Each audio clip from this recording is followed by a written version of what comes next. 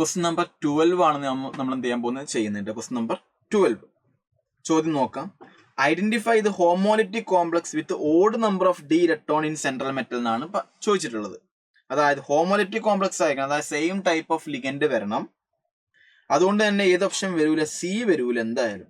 കാരണം എന്താ, ഇത് എട്രോലെപ്റ്റിക്ക CN5NO അല്ലെ, 2 ടൈപ്പ് ലിഗൻഡ് ഉണ്ട്. അതുകൊണ്ട് എന്തായാലും സി വരൂല. ഇ എന്തായാലും ആൻസർ വരൂല. കാരണം എന്താ, ഇവിടെ 2 ടൈപ്പ് ലിഗൻഡ് ഉണ്ട്. അതുകൊണ്ട് ഇ എന്ത് വരൂല, ആൻസർ വരൂല. ഒരേ ടൈപ്പ് ലിഗൻഡ്.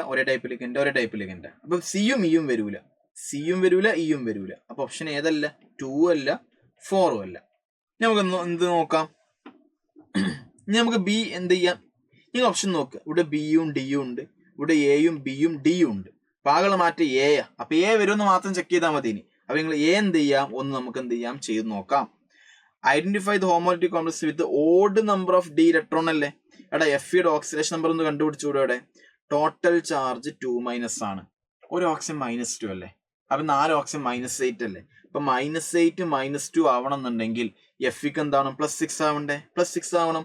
അപ്പൊ എഫ് +6 ഒക്കെ ആണെങ്കിൽ ഇവിടെ എഫിയുടെ ഓക്സിഡേഷൻ Fe 3d6 ഫോറസ്റ്റോ 3d6 ഫോറസ്റ്റോന്ന് 6 ഇലക്ട്രോൺ പോയി കഴിഞ്ഞാൽ 3d6 ഫോറസ്റ്റോന്ന് 6 ഇലക്ട്രോൺ പോയി കഴിഞ്ഞാൽ ബാക്കി എന്താ ഉണ്ടാവുക, 2 ഫോറസ്റ്റോന്ന് പോയി ബാക്കി 4 പോയി 3d2. ഈ 3d2 ഓടാണോ, ഓടല്ലേ, ഈവൻ നമ്പർ അല്ലേ. അപ്പൊ എ എന്തായാലും വരില്ല. അപ്പൊ ഇനി എന്താ ആൻസർ വരുള്ളൂ, ബിയും ഡിയും ആൻസർ വരുള്ളൂ. ഓപ്ഷൻ 1 എന്ത് ചെയ്യാം, മാർക്ക് ചെയ്യാം. നോക്കാം. Fe3+ means 3. ഇത് Fe3+ അല്ലേ. എഫിയുടെ ഓക്സിഡേഷൻ നമ്പർ Fe3+ ആ കിട്ടുക. 3d5 ഓഡ് നമ്പർ ഇലക്ട്രോൺ ആണ്. ഇത് കോബാൾട്ട് 2+ ആ കിട്ടുക. 3d7 odd number of electron ആണ്. അപ്പൊ ഓപ്ഷൻ 1 ആണ് എന്തായിട്ട് വരേണ്ടത്, ആൻസർ ആയിട്ട് വരിക കേട്ടോ.